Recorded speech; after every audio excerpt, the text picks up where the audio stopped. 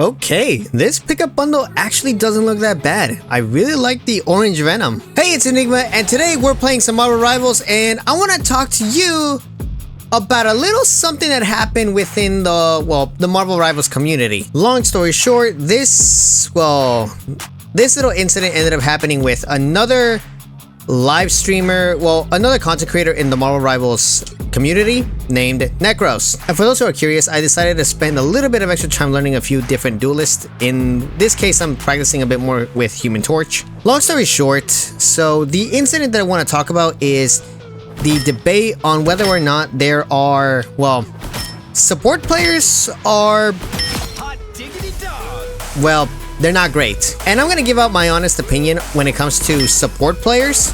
So support, for those who don't know, or for those who are out of the loop in Marvel Rivals, a support player pretty much not only heals the team, but also, as the name suggests, provides support for the team. And support players themselves are, the support role is very easy, but not in the way that you would expect. The support role might be the best option because it's very easy to learn, but just because it's easy to pick up does not mean that it is easy to master. The best way that I can describe the support role is that when you start out, it's very easy. All you have to do is pretty much just keep an eye out on the team. But once you start getting closer and closer into the more competitive side of the game, it's even harder. I'm gonna try shooting a bit more from the 25-meter mark. So the reason why it gets much harder as you progress in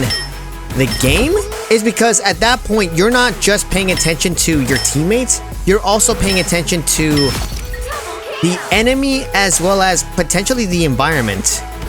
And in a game like Marvel Rivals, the environment and the gameplay, it gets very chaotic. You would be surprised as to how chaotic this game gets, because without good teamwork, there's no chance that you're gonna win.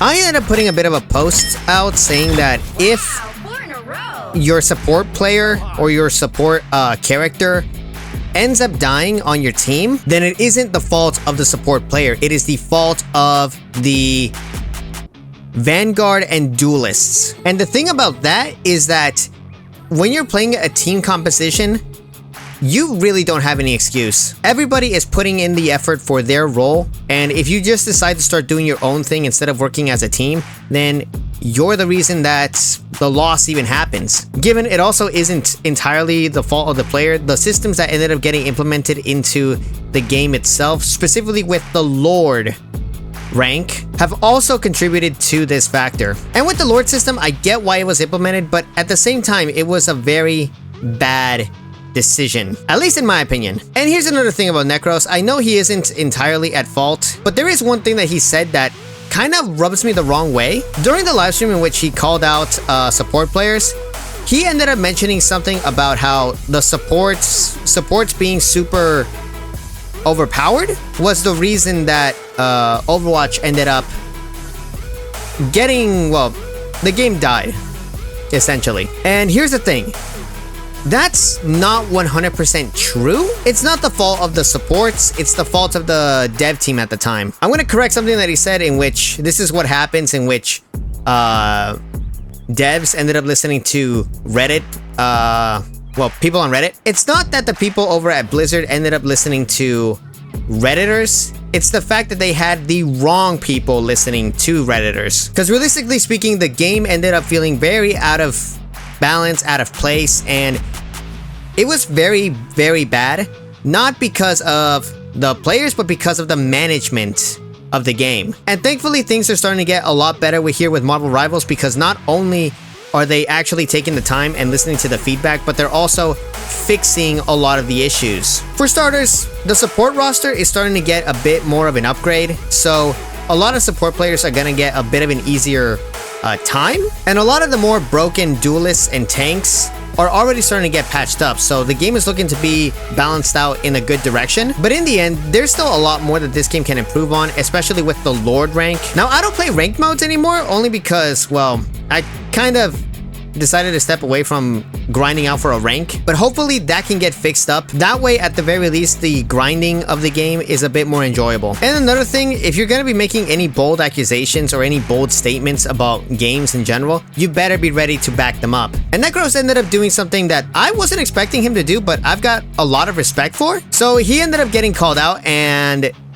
ended up essentially getting a bet placed on him, in which he is to grind out the game. No, not grind out, but he is to spend about a week playing support, and he accepted. Personally, I would like to see him grind out the game the entire season as a support player instead of a duelist, especially since, well, his main Spider-Man is getting nerfed, which I'm happy about, because dealing with Spider-Man gets annoying. Even though I can handle Spider-Man players very easily, surprisingly, with Squirrel Girl, it's still just one less thing to worry about. But do you think that NEFFEX was in the wrong, or was he right? Let me know in the comment section down below. And for those who are curious as to why I'm using a controller instead of a traditional keyboard and mouse, well, it's because I've been having a bit of an issue with the game with the keyboard and mouse. It's not a skill issue, but it's a tech issue. For some reason, I keep getting sent over onto my other monitors, but for some reason I don't have that issue with a controller, so that means I'm stuck using a controller for a bit. But I don't mind it. If you like this video, leave a like, and also subscribe to my channel and turn on post notifications so that you never miss out on a video or a live stream. If you want to help support the channel, check out buymeacoffee.com/Enygma. Links for everything will be down in the description box below.